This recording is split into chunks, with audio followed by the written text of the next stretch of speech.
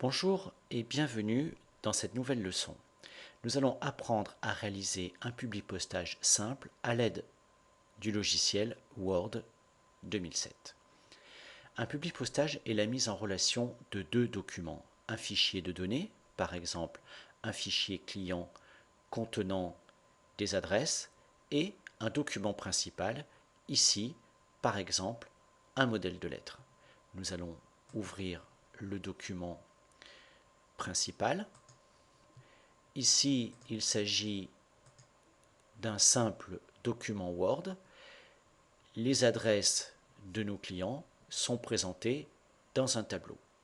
Bien sûr, il est possible d'établir un publipostage avec un fichier d'adresse de type feuille de calcul Excel ou table Access, par exemple. Nous allons fermer le document principal.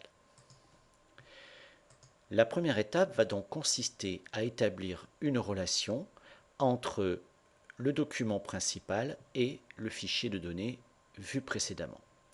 Nous allons cliquer sur l'onglet Publipostage du ruban, puis utiliser la commande Sélection des destinataires.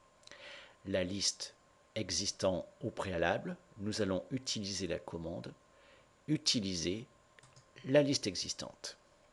Puis, nous allons aller sélectionner le fichier Word en question.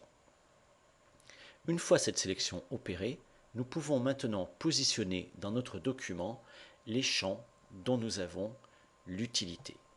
Pour cela, nous cliquons sur le bouton Insérer un champ de fusion et nous voyons apparaître la liste des champs de notre fichier de données. Ici, je vais sélectionner le titre, puis le nom de mon client et son prénom. Sur la ligne en dessous, je sélectionnerai l'adresse, puis enfin le code postal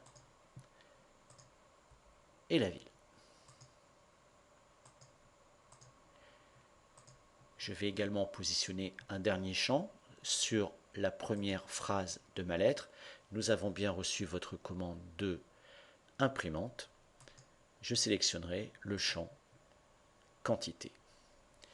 L'ensemble des champs étant positionnés dans le document, nous pouvons visualiser automatiquement les champs de fusion dont le fond est gris entre accolades du corps de la lettre.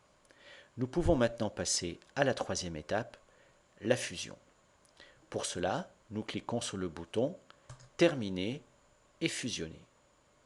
La commande Imprimer les documents permettrait de réaliser la fusion directement vers des feuilles de papier. La commande Modifier les documents individuels va nous permettre de réaliser cette fusion dans un document informatique unique qui s'affichera à l'écran. Nous prenons cette commande et nous allons confirmer que nous voulons fusionner tous les enregistrements de notre fichier de données. Le document ainsi créé est appelé lettre type. Nous pouvons constater ici qu'il est constitué de 42 pages et son nom sur la barre de titre est bien lettre. Si nous regardons la première page, nous voyons que les champs ont été remplacés par leur valeur. Il en est de même sur la seconde page, puis sur la troisième page, et ainsi de suite. Nous allons fermer le document lettre type et nous revenons à ce moment-là à notre document principal pour modification éventuelle. À tout moment, nous pourrons recréer la fusion en recliquant sur le bouton Terminer et fusionner.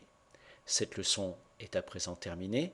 Merci de l'avoir suivie et à bientôt pour une nouvelle leçon.